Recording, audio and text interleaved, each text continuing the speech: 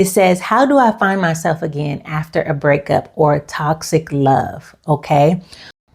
You have to start rebuilding your daily routines to evolve around you, right? You have to start pouring back into yourself, all right? Filling your cup, right?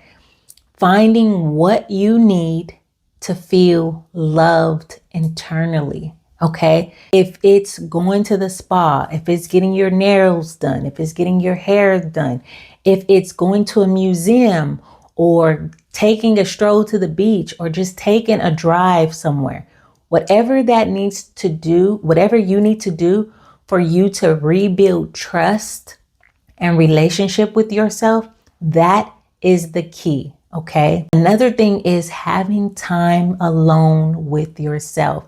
And I'm not saying time alone on your phone, right? Watching videos or listening to music. Sometimes you just need to hear your own thoughts.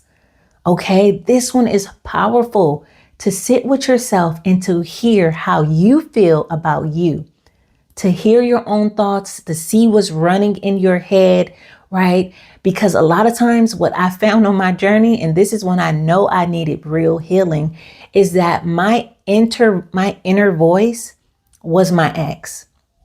Okay, yelling at me about all the things that I wasn't doing right or that wasn't correct or needed to be done. And I was yelling at myself and treating myself like my ex had treated me internally. I dealt with this for a long time, but ultimately I realized that I did not see myself. I didn't have an identity anymore, right? So rebuilding your inner voice, rebuilding your image, rebuilding your rituals, the things you do for yourself, the places you go, starting to dissect and to examine the things you eat, the things you put in your body, the way it makes you feel, the way you make you feel, right? And the way your partner makes you feel.